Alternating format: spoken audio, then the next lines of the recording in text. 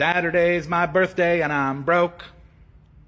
I'm almost 38 years old, my bank account's a joke. So if you're feeling generous and wanna throw me dough, I'm Yazik on Cashapp and PayPal and on Venmo. I've been looking for a job for 7 months. Some positions I even applied to more than once. So if you're in a giving mood and could spare a couple bucks, I'd appreciate it greatly. Having bills to pay sure sucks. Also, I am developing a Florida Man RPG. So, Kickstarter coming soon.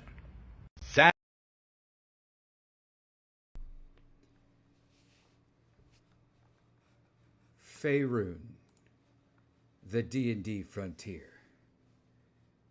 These are the questions of the one they call Kirk.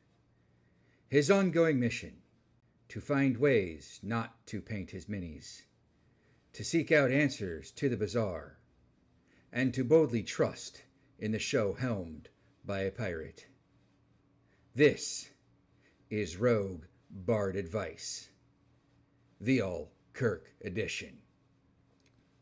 But first, as you can see on our little update, we would like to wish Amanda Puffy Cheeto our hearts and our minds. She is dealing with some family issues. She wanted me to go ahead and let you guys know. Her mother is in stage 4 cancer, and the medication that she was on, her body is rejecting. So they're going to try one more medication, and they don't have any timeline estimates. They're hoping that her mother lives another 3 years so that she can see the grandkids graduate high school, but it's not looking so good. So Amanda has begrudgingly stepped away. She needs some mental health time. She needs to be with her family, and we absolutely support her in this decision. She said she will come back. She doesn't know when, but she will be back. She just is stepping away from everybody. So hearts and minds go out to Amanda, to Puffy Cheeto. Also, it is the Bard's birthday tomorrow. And if you still have access to the Bard's Venmo, Cash App, and PayPal, and want to donate to his birthday fund, he would be greatly appreciative of that. So yeah, let's get started. Good evening, everybody. I am your host of Rogue Advice. I am the Pirate Archaeologist. We are a TTRPG, D&D, sports, everything, nerdcast, if you will. Again, I'd like to take a shout out to everybody in the chat. Kevin, Yukai, Ron, Kirk, Crimson Honda, Jim, Bacon from all the way over to UK. Everybody say hi to Bacon. She's up late or early morning. I don't know. It's like 6-hour difference from here to there. And the pirate wife is in here. I saw her freaking first comment. Hi, wife. So yeah, no, it's great. As a matter of fact, I've got news. Before we start the show of the all Kirk episode, and yes, it is an all Kirk episode minus a question or two at the end. But it's primarily an all Kirk episode. Monday was Memorial Day, everybody. And guess what the pirate did on Memorial Day? The pirate took an hour trip from Gainesville, hour and a half, something like that, from Gainesville to Orange Park, suburb of Jacksonville. Who do we know in Jacksonville? Oh, yeah, that's right. The pirate went to see the Bard. The pirate did go see the Bard. The Bard is doing well. And the pirate actually, I actually helped Chaz decide on whether or not the Florida Man thing that he's working on was going to be a supplement or its own RPG. And as you saw in the advertisement in the beginning, Chaz has gone with, we're doing a Florida Man RPG. He's already got 8 pages of classes written up. No, I can't share them with you, but he's already got 8 pages of classes rolled up, and let me tell you, they seem awesome. Pirate went to see the bard. Pirate went to see the bard. Yep, I did. And I walked in wearing my fedora, and I had a whole bit to say. And the phone had rang at Chaz's work at the vape shop, and he answered the phone, and he's like, "I'll be right there." Oh, hey, buddy. I didn't even get a chance to say what I was going to say. But it was a great trip. I ended up spending 8 hours. I got there at 1. I didn't leave. Well, 7 hours. I got there at 1. I didn't leave until he closed the vape store down at 8. And we just sat at the vape store bar, just talking, just shooting the shit, getting to know each other, getting to physically know each other. We know each other from here, but actually getting to sit down and meet, I really wish, and I'll have more time to do it. I'm in Gainesville for quite a while. But yeah, no, I should have. I wanted to do a whole one-on-one interview. The pirate interviews the bard, and that'll be something for another time. So yeah, what's going on in the chat? Kirk Wagner waves like a deranged person guiding a plane in. Oh, that's Bacon. Bacon's waving to Kirk. Okay. Yeah, it was a great visit, Kirk. It was a great visit. Like first thing he did when he got off the phone was come around the bar, come around the island bar thing, and just gave me a hug. It was just, he's a wonderful, wonderful dude. If you guys ever get to Jacksonville and you ever get to meet him, you will not be disappointed in the least. We talked everything. We talked his books. We talked about the RPG, the supplements. I mean, it was phenomenal, and I'll do it. I'll do it again. Who's a trash panda? Wait a minute. There's no trash pandas in here. Alligator for sure should be one. Trash panda. Oh, you're talking about the races. No. He actually did a whole.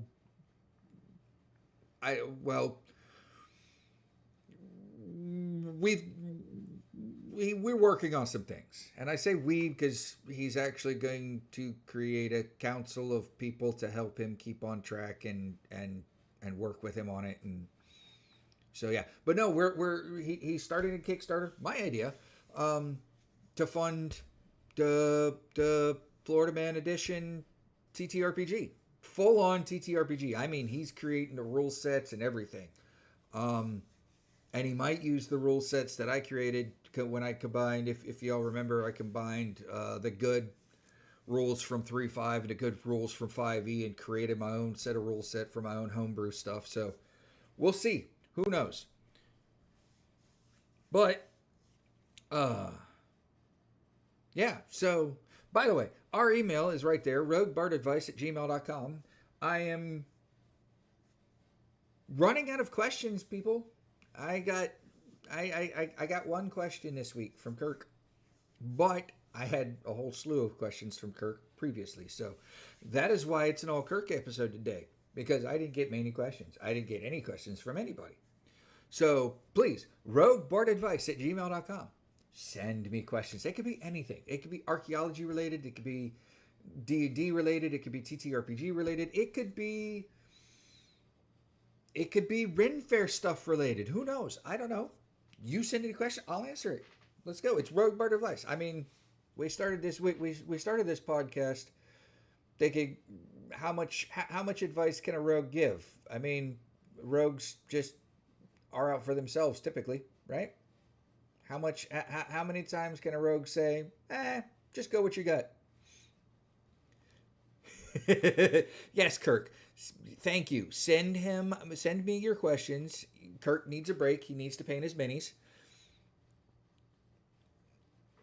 No, if the week was insane, that's fine. It's cool. We're not gonna end. Look, I have other things I have pulled up to talk about, discuss, because there are so much that's going on in TTRPG and D&D. And as a matter of fact, who was it?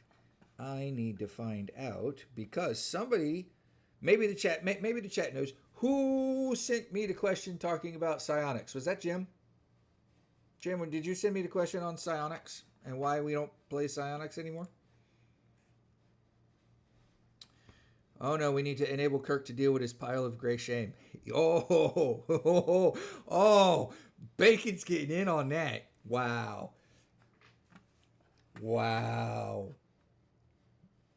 Oh, Ron sent it. Okay, Ron sent it.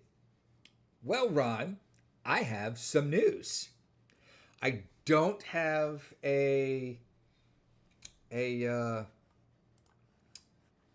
slide for it, but I have some news. Apparently, D&D has unveiled a new class from Unearthed Arcana. And it's the new D&D Scion class. Psionic powers have long been a part of Dungeons & Dragons, although they've been somewhat overlooked. And actually, I do, because I have it right there. Follow up to 3-5 Psionics into 5e, the Scion. But Wizard of Coast has just unveiled the new D&D Scion class, which is currently available in the latest Unearthed Arcana playset. They actually completed the Unearthed Arcana play test the 3 days ago. It marks the first time Wizards of the Coast has released a new class since the Artificer, which appeared in 2019. Notably, these powers are most heavily associated with a dark sun setting, which has led some fans to speculate that they may see a return into the controversial world of Dark Sun. Scions are spellcasters who channel innate mental powers to perform incredible feats and wield the magic of the mind, referred to as psionics. See, this is a good follow-up, Ron. I will post a link to this page in the Discord. If you haven't joined the Discord, please join the Discord. Also, if you like what you see, please like, subscribe, and share this podcast out. It goes out. We get people coming in, and we have new people to ask questions. And we're not relying on Kirk, who has to paint his minis or live in the gray shame that is painted minis. Now, I cannot fault Kirk for living in gray shame of unpainted minis. I have a crate at home in Oklahoma that has a box of Warhammer 40K Orc Army gray unpainted. So yeah, I haven't painted them minis. I haven't touched those minis to paint since 2007. That's how long ago I played Warhammer 40K. Think of my poor minis. Yes, Kirk. Yes, get in on that. But so the Scion's primary ability score is going to be their intelligence. They've got a 1d6 hit die per level. That means at first level, your Scion's hit points will be 6 plus your Constitution modifier. What are Scions proficient in? Here's a unique set of skills that reflect their use of mental magic.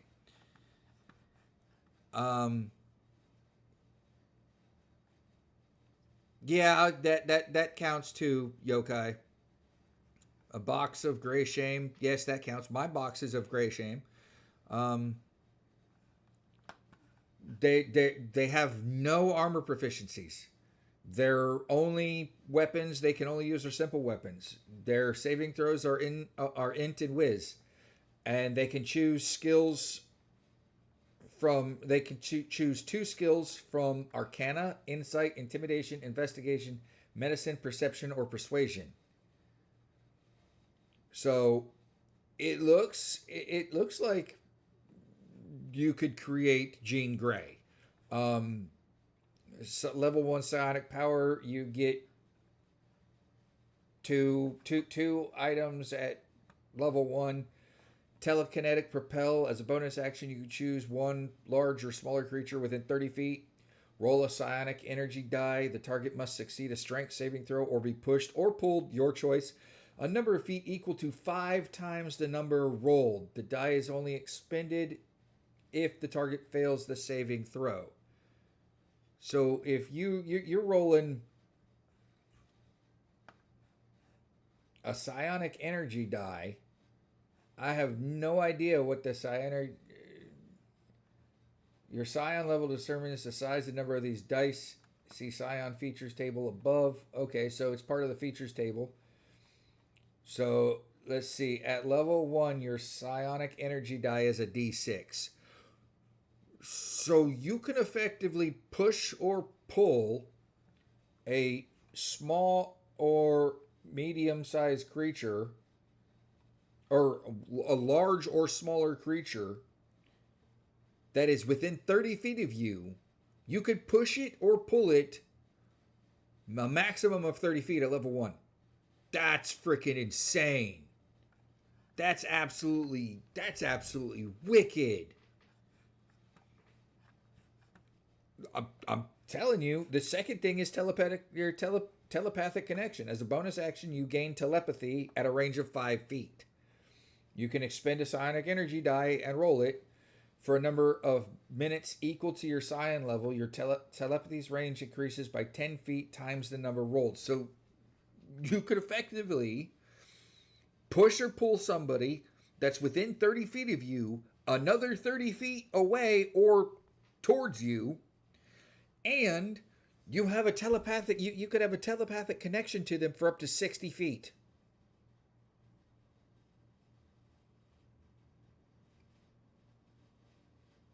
For 1 minute at level 1. That's wow. Now I will post a link to this in the Discord, but that's absolutely phenomenal. What do you guys think about the new psionic class from what I've read so far? I know Ron says he's got to check it out. Yeah. It's almost like they're trying to break this.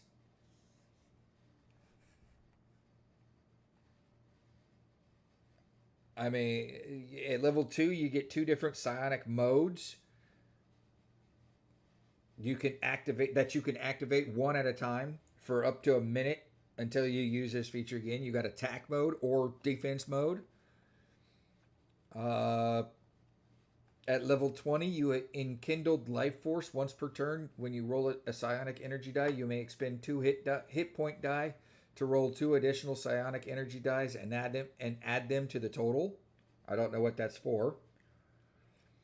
But here's the new subclasses of Scion. Because Scion is the overarching class. You got 4 subclasses. You got Metamorph. So you got Metamorph. So there's Morph, your X-Men character. A Psi Warper. They use their powers to manipulate the space between objects. This allows them to teleport across the battlefield, create vacuums in space, and appear when they're least expected. That sounds like Nightcrawler to me. A Psykinetic. They can create powerful telekinetic energy that can manifest as sturdy invisible barriers to shield themselves and allies, or they can strike with force of a battering ram to smash down doors or hurl enemies across the battlefield. Psylocke, anyone? And Telepath.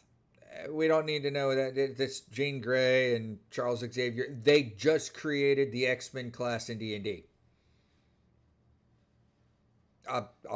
You can't convince me otherwise. Milady Lee, welcome in. You're never late. A wizard is never late. They only arrive just when they're meant to.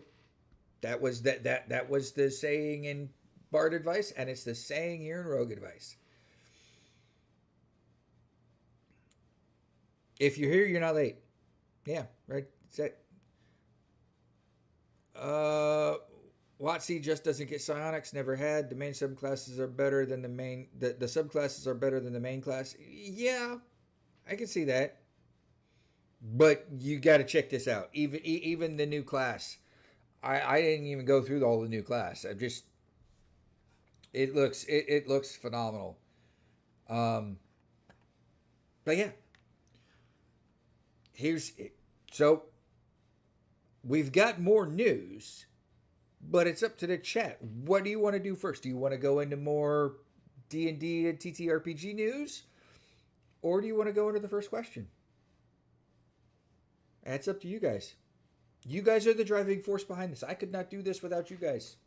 Driving force. We don't do a lot of D&D TTRPG news lately. We haven't. So me having D&D and TTRPG news. But it's up to you guys. Do you want the first question or do you want the news?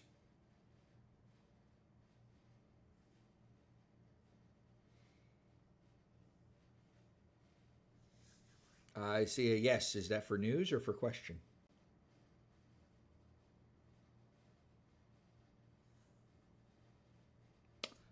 RPG news. RPG news it is.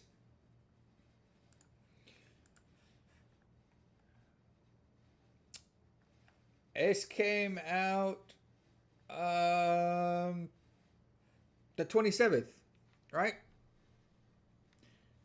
For those of you who are... Hi, Teeny. Welcome in. Welcome. First live for Teeny. I know that's first live for Teeny. So, for those of you who enjoy Pathfinder, Paizo will release Pathfinder's new adventure path, Gatewalkers, on July 2nd. It's a 288-page hardcover adventure compilation for characters levels 1 through 10. It's a whole campaign. It's a whole campaign. Crimson, it's a whole campaign for levels 1 through 10. Perfect for you. Pathfinder works in all 3.5, 5e. Pathfinder will work. You won't sneak in. Players must investigate an incident called the Missing Moment, where thousands of people stepped through portals and came back as gatewalkers with paranormal powers. It will retail for $70, but it's news. It's a whole complete adventure. Hey, this is for the new Pathfinder adventure book, Crimson. I mean, it looks pretty, from the cover, it looks pretty badass. So with that, we're going on to the last piece of D&D news. And it's not really D&D news, but it's more advice. I was doing some research and there are people who like playing 3.5. There are people who like playing 5e. However, 3.5 is a difficult system to learn. As we know, it's a very difficult system to learn. The only more difficult system to learn than 3.5 is 2, and that's because you had THACO, which isn't THACO threat against armor class. So, but 2e was math heavy, but I found it. I found an article. Somebody wrote an article. It's not my article. I didn't write it. But I found an article that explains that has 5 ways to make learning the game of D&D easier. I'm not going to go through it all, but here's this paragraph. I find it can be helpful to make shorthand of what your abilities do. Make it make sense to you. Maybe you have a little note about your reaction ability spells that reminds you of the trigger. Something like when hit by an attack, +5 to AC. Or for the shield spell, Or when an attack misses me, attack them back for the riposte battlemaster maneuver. If it helps to have a handy reference of what your character can do, and sometimes just writing this stuff out helps it sink in. If you have a hard time learning the game, write things out. Just because the DM has a DM screen doesn't mean players can't have a player screen. The DM screen is nothing more than a cheat sheet. We're all DMs here. We're all players here. We all know that the DM screen is nothing more than a cheat sheet for the DM. So why can't players have a player screen? I'm just saying, make notes for yourself. But I will also post a list, post this link in the Discord. It talks about play a solo game, like run a game by yourself, read the rule books, read the rule books, read the rule books. I can't stress how many times you can say read the rule books and nobody reads the rule books. Player's Handbook has everything you need for a player. Now, could you read the DMG as a player? Absolutely. Absolutely. Read the DMG as a player. Go through and read the monster manual. Just for funsies. Read the monster manual. Find out what monsters do.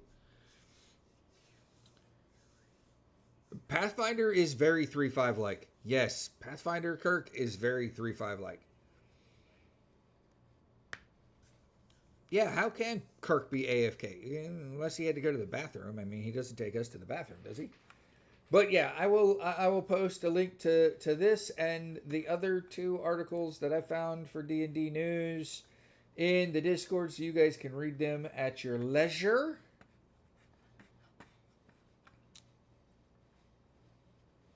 Can't get the staff. Who needs rules? Yeah, Patrick.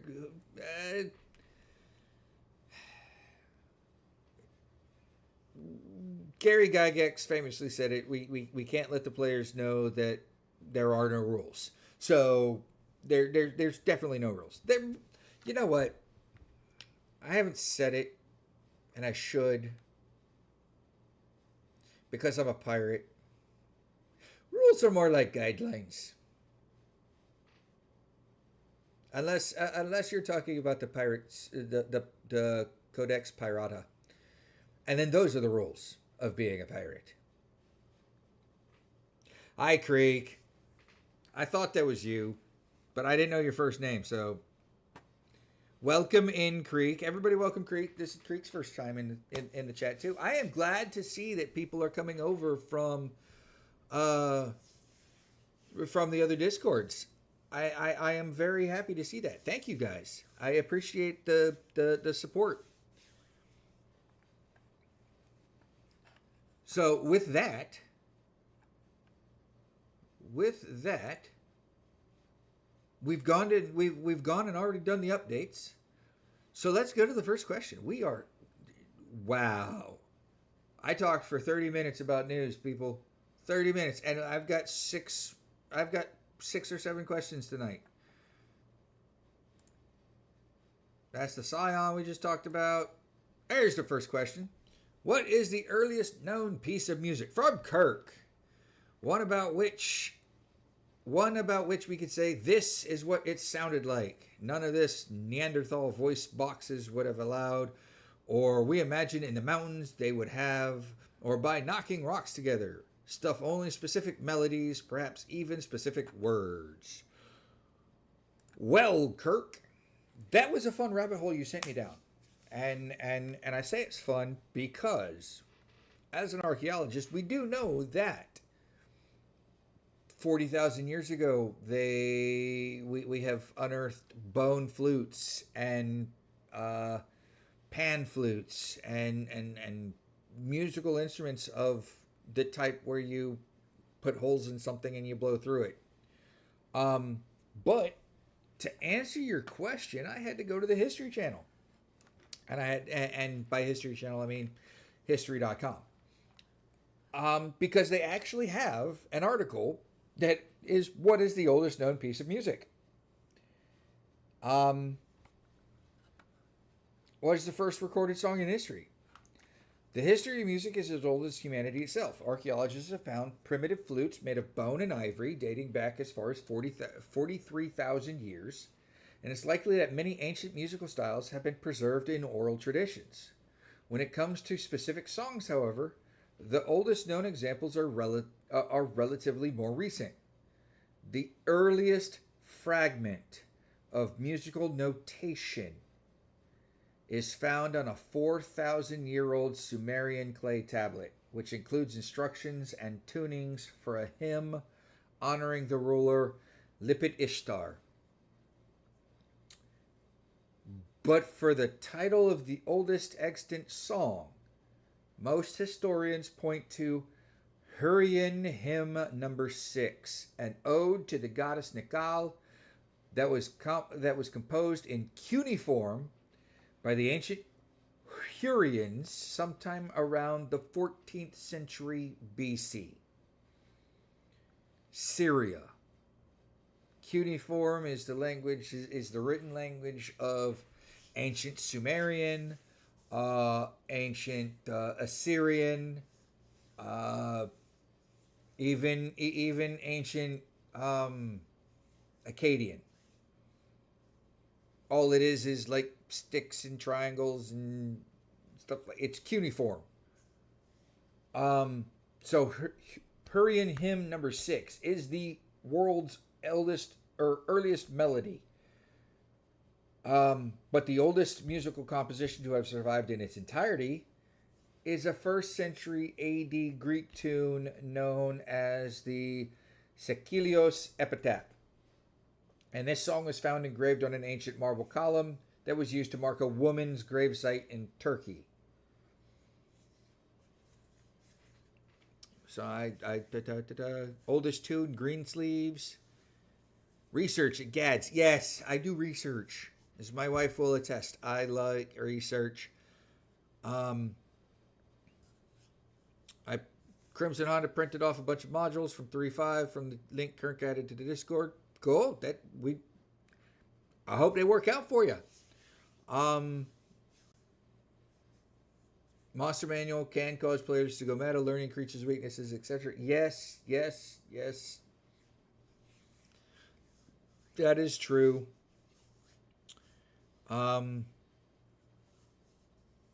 This is the kind of knowledge I live for. Well, thank you, Milady Lee.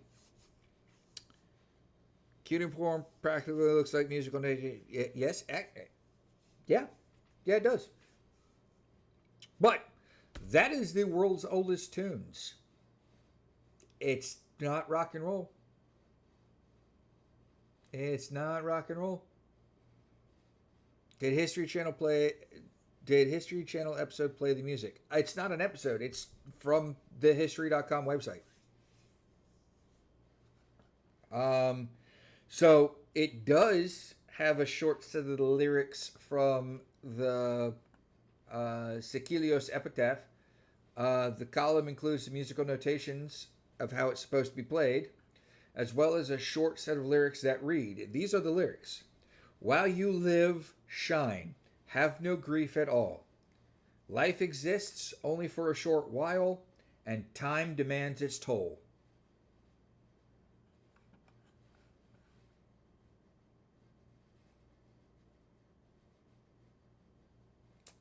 That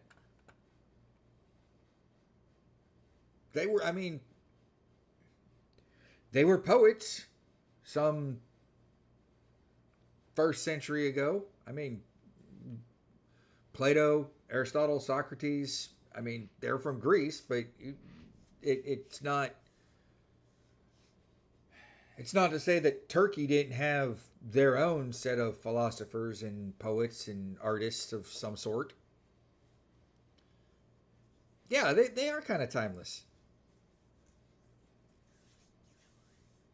I will post this link in the Discord too, Kirk. Everything tonight, you guys want it, it's in the Discord. Just don't let me forget to post a poll for tonight's dungeon encounter. So yeah, there. I hope you got an answer, Kirk. I hope that was sufficient enough. Please continue sending me the bazaar. We're gonna go Ripley's Believe It or Not on this stuff. So, can somebody who is currently in the Discord, Ron, Crimson, Jim, could you guys post a link to the Discord, please? River is no longer with us. He's with us physically, but he's no longer with us in the Discord, and he's no longer a mod. He removed himself, so. But yeah, could somebody please post a link in the Discord? It'd be greatly appreciated. But while that's happening, we're going to go on to question number 2. Nope, that's question 1. Which known archaeological finds have histories which best support the idea that they might be cursed? Top 3, if there are enough for that. Oh, Kirk. Oh, Kirk. Yes, there are. In doing some research, I have discovered the first 3. Some of the cursed discoveries are bolstered by actual inscriptions handed down by ancient hands, while others have gathered their malign reputations via folklore and modern reinterpretation. Let's begin with the top 3 and then journey further into the uncanny world of cursed relics. The first one, the Beit Sharam necropolis in Israel. Explorations at this ancient Jewish necropolis, a sprawling network of rock-cut tombs dating back to the 1st century BCE, have revealed the most explicit example of an ancient curse. In one of its more eerie chambers, archaeologists found a curse written in vivid blood-red letters that read roughly, Yaakov Hagar vows to curse anyone who would open this grave. The directness of this inscription gives the site an authenticity that goes beyond mere superstition. It resonates with our enduring fascination for warnings from the other side, lending weight to the idea that some places were meant to remain undisturbed. It's a tomb. Leave it alone. If you find something in a tomb, put it back. They are cursed. Trust me on this. One of the next ones, I think the last one we get to, when they opened this thing, within 3 years, 2/3 of the expedition was dead. Leave tombs alone. River is fine. He posted in the Discord 2 weeks ago that he had been thinking about it for quite a while, and that he has decided to remove himself as a mod and remove himself from the Discord. But River's one of those people. He asked us not to pry, not to ask him questions. We're respecting that. But River's one of those individuals who's got it rougher than most. I know life is rough, and I know we all have issues, but he's dealing with some things. So, not my place. I didn't ask. I haven't pried. I'm respecting his wishes, but I do know from him and from previous conversations that him and I have had that he's got it rough. So that's all I can say on that. But the second cursed relic or cursed area be the Ring of Sylvanus, the Roman era. Imagine discovering a gleaming gold ring that turns out to bear not only exquisite craftsmanship, but also a curse. There is a gleaming gold ring that bears exquisite elven craftsmanship, but is also a curse. I wonder if Tolkien got the idea from the Ring of Sylvanus. But it was found in the late 18th century on a seemingly ordinary farm. The Ring of Sylvanus comes with a twist. A cursed tablet that reads something akin to Sinecanius permits no good health until it is returned to the Temple of Nodens. This curse isn't just a quirky footnote in history. That its very inscription has spurred speculation that it might have influenced later literary legends, Some even suggest a whisper of Tolkien's famed One Ring. The interplay of archaeology, ancient belief, and later pop culture make this artifact a powerful reminder of how curses transform ordinary objects into symbols of mystery.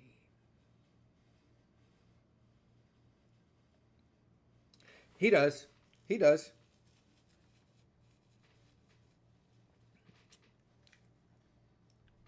So, do you guys believe Tolkien got the idea for the One Ring from the Ring of Sylvanus? And the late 18th century, that's 1700s. Just for information, that's almost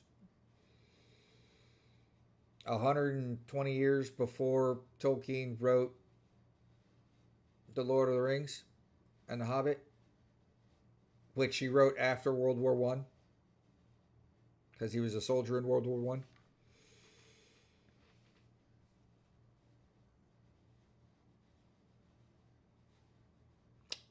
Mighty interesting. Mighty interesting we get. But the final cursed relic, object, place, whatever, to answer Kirk's question. Though while it's not cursed by any incantation or inscription, the discovery of King Tutankhamun's tomb remains one of the most notorious episodes in archaeological lore. Uncovered in 1922 by Howard Carter, the tomb's opening was followed, at least in the popular imagination, by a series of tragic, unexplained deaths among those who disturbed the pharaoh's eternal rest. The so-called Curse of the Pharaohs has since permeated literature and film, emblematic of a belief that some treasures are protected by forces beyond our understanding. Even in an age of scientific scrutiny, the specter of the curse continues to remind us of the profound reverence ancient cultures held for death and the afterlife. This case, now more a cultural myth than a documented curse, remains one of history's most enduring enigmas. Now, I can tell you, probably was it a curse? King Tut died, but he was, 18, 16, 17, 18 years old?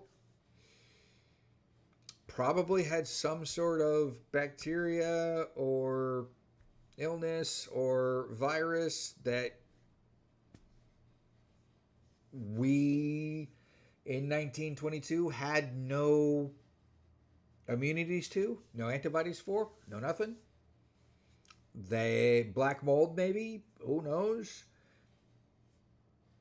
It was more than likely a disease or a bacterial infection or something that could live outside of a human host for centuries. Anthrax even. Oh yeah, anthrax. Because they buried the pharaohs with animals. So yeah, the animals that contracted anthrax, lamb, sheep, anything with wool, anything with fur. White pestis, or yeah, I call it white pestis. Everybody else calls it the Black Death, or the Black Plague. Maybe that's transmitted by rats, so it's possible they got something. They opened the tomb, got flooded with bacteria that they weren't immune to, and weeks, months, years later, succumbed to their diseases, their new diseases. Oh, funny Kirk. That's actually, yeah.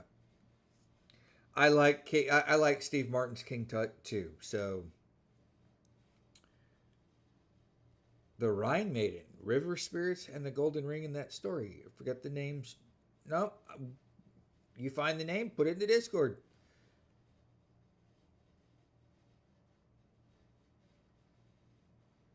So, but those are those three, Kirk. But we've got 15 minutes, and I'm not going to go through the last 5. We can do those later. So let's move on. I hope that answer was sufficient for you, sir. We're going to go to that one. I think we're all familiar with the trope that Western pirates talked with R's and Yars and I mateys. But is that documented, or is it just a Hollywood invention? Well, thank you much for that one, Kirk. The familiar R, Yar, and I matey aren't really plucked straight from historic pirate discourse.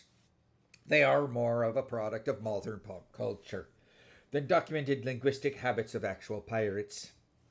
In the golden age of piracy, roughly 17th to 18th century, real pirates likely talked with a mix of regional English and maritime jargon. So yeah, no, they spoke English. And as Bacon politely pointed out to me, probably, if they were English pirates, probably from the lower boot of England. Am I right, Bacon? Did you leave?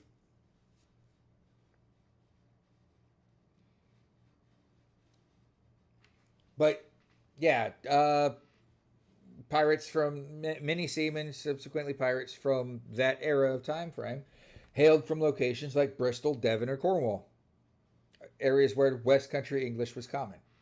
Little solid evidence that they habitually bellowed R or peppered their conversations with extra yars and I mateys. Instead, these pirates were not well attested to in contemporary records, such as ship logs or trial documents. Southwest. Thank you, Bacon. I would hope not. Where did the cliche come from? Most cultural historians credit the actor Robert Newton for popularizing this exaggerated pirate accent. Newton, born and raised in the West Country, hey, look at that, Bristol, Devon, and Cornwall, West Country, starred in the early film adaptations of Treasure Island, 1950, and other pirate adventures. His robust rolling R delivery, heavily influenced by his native dialect, was so theatrically engaging that it became the default pirate voice for audiences that would the world over. In that sense, Hollywood took a linguistic quirk and transformed it into an enduring emblem of pirate lore. There's even a broader cultural observation. The modern pirate dialect is less about strict historical accuracy and more about evoking a spirit of adventure and rebellion, a playful nod to an imagined seafaring life. The phrase "talk like a pirate day," for instance, is a celebratory day that revels in this humorous, exaggerated portrayal of pirate speech. The modern myth-making reflects our desire to capture a romanticized, adventurous essence that history itself may not fully support. So, when you all hear me talking like Captain Bartholomew Bones McCoy, this is just how I will talk. It's nothing fancy. It's all Hollywood-esque. And it's just for funsies. There you go, Kirk. Pirates, the R's, the I mateys, all of that. A lot of it comes from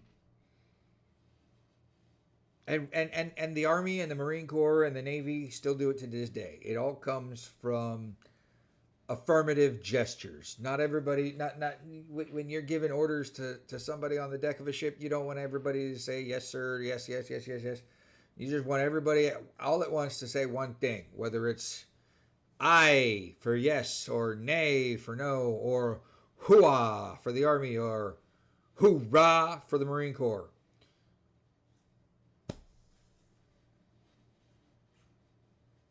I do remember I could set book-face to pirate English. Swedish chef, too. Yep. Flip.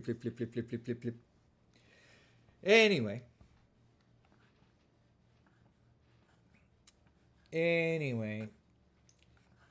So, Kirk, there's your question. There's your answer. Moving along. Our next question does not come from Kirk. It does, however, come from Jacob, our retriever of gold. And he asks his final question of the questions that he sniffed out for me. He asks what my personal recommendation for a melee weapon is, whether it be saber, cutlass, rapier, longsword, whip, or something else. Oh, a man after me own heart. Yeah, I told you, Kirk. There was one or two questions at the end that wasn't a Kirk. It was a whole Kirk episode. And you're gasping. Anyway, my favorite melee weapon. That's a tough one. My pirate costume comes with a Caribbean guard hanger cutlass and a Bukan knife, which is just the cutlass, only shorter. It was chopped shorter and made shorter. The Bukan knife was used mainly for super close quarters combat, especially when you're in the rigging of your ship and you have to fight people off.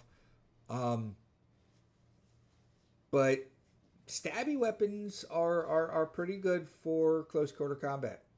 And probably, I will tell you, if I was anything else other than a pirate, I have always had an affinity for a katana. I have always had an affinity for, and it can't be just any katana. It has to be a 700-year-old designed and 700-year-old traditionally forged katana. But I've also had a very strong affinity for a large curved kukri. Not a small kukri. I want the large kukri. But yeah, no, those are my favorite melee weapons. And I guess you could say as a pirate, I could use my flintlock pistol as a melee weapon. I mean, it's a flintlock. It's got one shot. What are you going to do after you fire off your one shot? You're going to turn it around. You're going to start beating people over the head with it. It's heavy. Trust me. It's a melee weapon. Depends on the race class. Back in the day, clerics couldn't use edged weapons unless they were evil alignment, and druids couldn't use steel iron. This is true. This is absolutely true. But a druid could sharpen a piece of wood very, very sharp and use it as a pokey stick. Dead Parrot Club. Yes. Yes, Dead Parrot Club. Only the dead parrot cannot be nailed to his perch.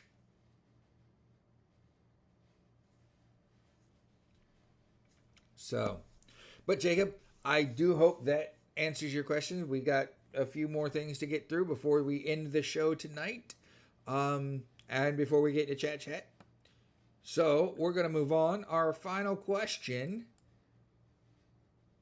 is from our good friend River, and he sent me this question. He sent me a whole list of questions before he decided to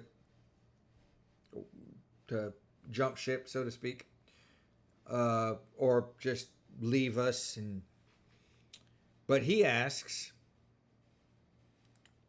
what is my favorite potion?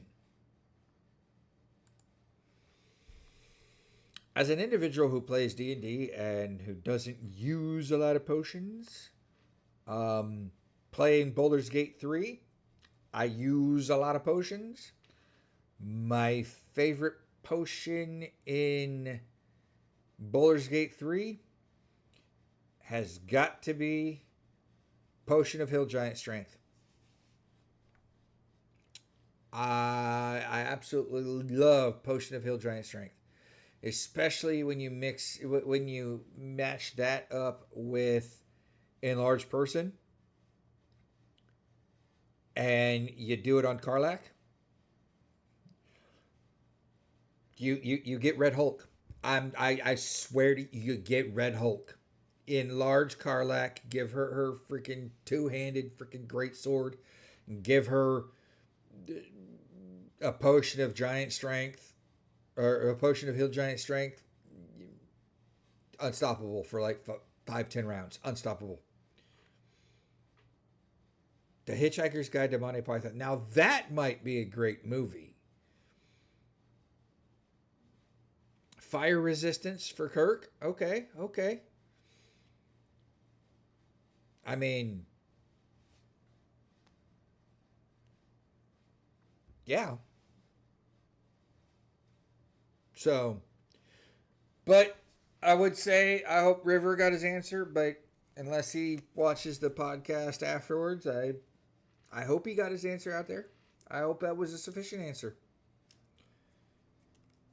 Now it is that time of the day or the night where we delve deep, deep into the dungeon for our deadly dungeon battle. Now, if you remember last week, we had the Vikings versus someone. And the Vikings won. And then this week we had Vikings. Oh, no. It was Vikings versus SEAL Team 6. And for some reason, the Vikings came out on top. But this week, it was Vikings versus ninjas. And I want to tell you guys did not surprise. Although you guys had the ninjas beat the pirates, which I don't know how that's possible, but you guys did. You guys had the Vikings beating the ninjas. Like, overwhelmingly.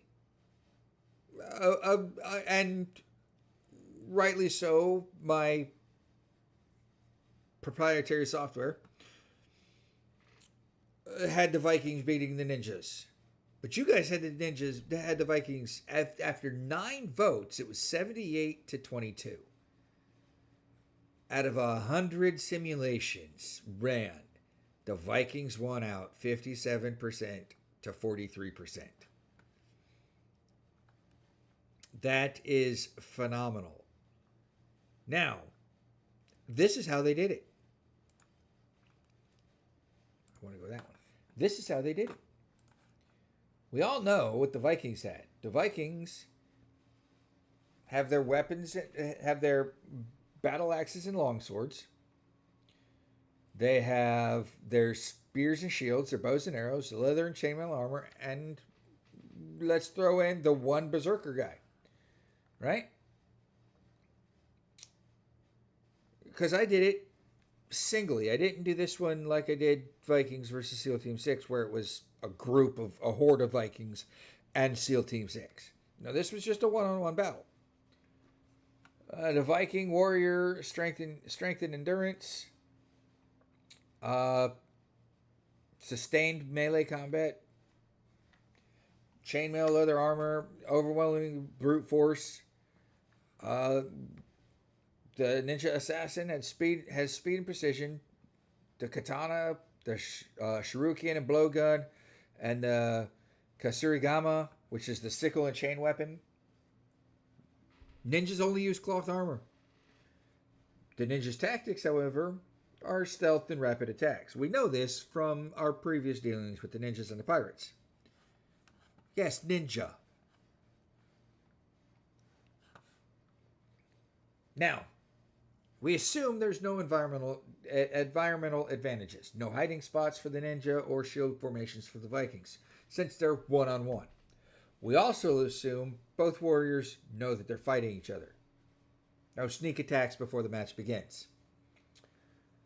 Fights take place in a neutral territory. Neither fighter has terrain advantage. The raw power and endurance prevailed for the Viking. If the Viking lands a direct hit, the ninja's light armor offers little protection. It's cloth. Let's get it right. If the Viking strikes true with his battle axe, the ninja's dead.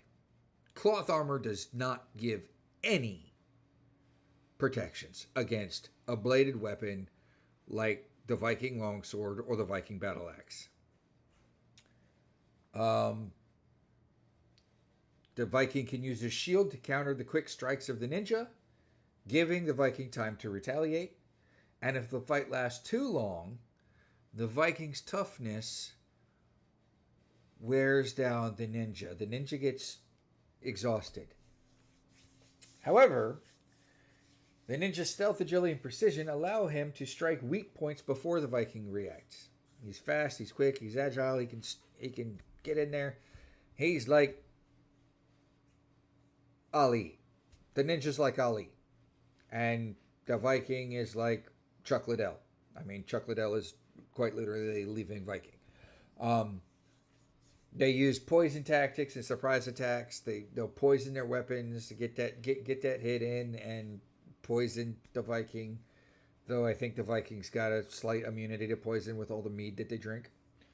And if the ninja can maintain his distance, land the quick strikes, and avoid the brute force, then victory is possible for the Viking, or for the ninja.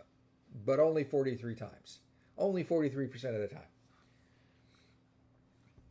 So that is how the Viking beat the ninja. And with that, our bracket is coming down to the wire, people. Our bracket looks like this. We've got deranged gods going up against Vikings, and robots going up against the winners of our next week's assignment. Our next week's Deadly Dungeon is elves versus werewolves. I will put it in the Discord when we get done here. So no sneaking in the chat and telling me who you want to win, because we all know who this is going to be. It's going to be robots versus werewolves. We know this. That's the only way it goes. Honestly, it's the only way it can go. So that's that. And we are in chat. I've already told everybody my good news for the week. Well, sort of. Next week, we will be in a new location. We will be out of this hotel, and we will be in the 1-bedroom, 1-bath apartment that is government quarters.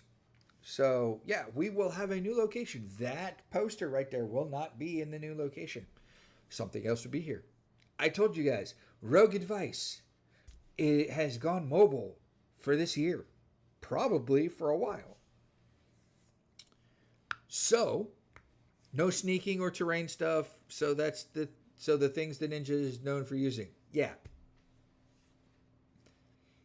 I mean, they could fight in dark. They can fight in the darkness. Ninjas are known for wearing all black and fighting in the darkness. They can do that. The dermatologist says that I have skin. Is it thick skin?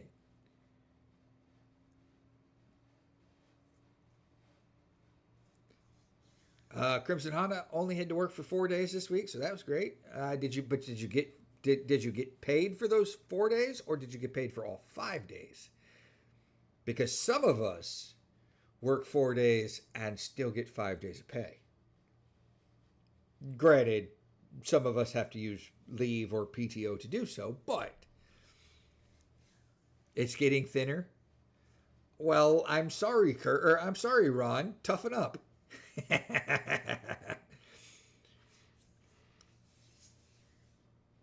Oh, aging. Oh, you're not that old. Come on. You're only as old as you feel. And some days you're younger than that. But yeah, no. So I will be moving out of this hotel. I was supposed to move out Monday or Sunday, but they couldn't get the cleaners over there to the apartment to clean it on time, so I get to move in on Monday. Oh, that sucks. That sucks. I know how that is. Milady Lee's birthday was yesterday. Happy birthday, Milady Lee. I hope you got everything you asked for and everything you wanted.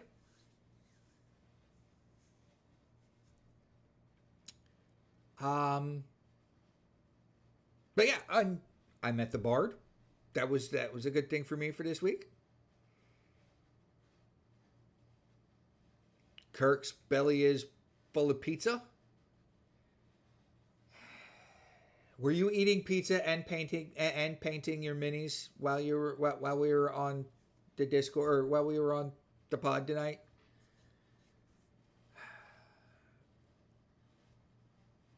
You know, they you could take a page out of Shatner's book. Since this is the Kirk episode, you could take a page out of Shatner's book and wear a piece. But I don't know how well that would look. I've not seen your face or your head, so who knows? Wear a hat. Matter of fact,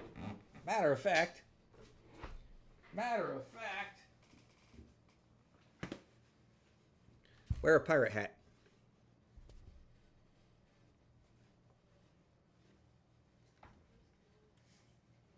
Roby says no. No to the piece or no to the hat?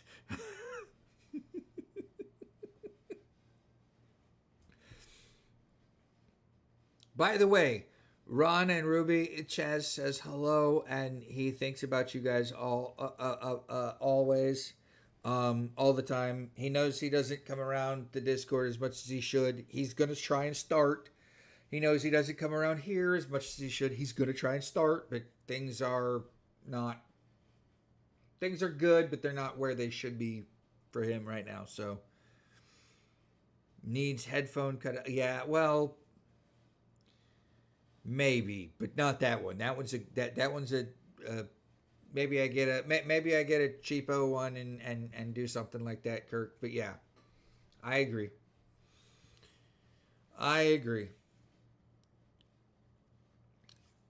Well, everybody, this has been fun this week. We are to the end of the show. Would like to remind everybody that our email address to send me questions or anything you want to talk about doesn't have to be questions. It just could be, you want to talk about something. You want to let me know what's going on in your life. You want me to put up an advertisement for your birthday celebration. Though Chaz didn't ask me to do that. I did that on my own. Like, share, and subscribe to the live or to the channel. The more people you share this out to, the more people that we can have in the chat viewing it. I do want to thank Milady Lee and Bacon for taking the time and posting the ping cord thing, the ping cord notification from our Discord over into the Norseforge Discord. I really appreciate that. I did not ask you guys to do that, but it's really appreciated that you guys did that, because we got people in here like Creek and Teeny and Bacon and Milady Lee and everybody. Though I invited Milady Lee and Bacon, so they actually did some of that. You know what? Let me see something. Can I do it? I can, but I have to do it later. Yeah, I think that'll be. I have a surprise for people. So, but yeah, no, like, share, subscribe, watch as many content hours as you guys can of this. It's all good stuff.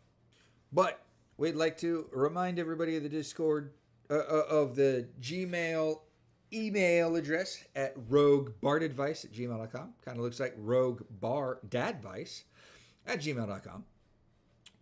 And we are going to be on again, same time, 10 p.m. Eastern, 9 p.m. Central. Same rogue channel, same piratey voice. I do not have any more mead. I drank the last of it the other night. I wanted to. So my new celebratory ending of the show, I can't do anymore. I need more mead. If you've got mead, send it my direction. Though pirates prefer rum. And with that, we are off. We will see you guys next week. Same rogue channel, same rogue time.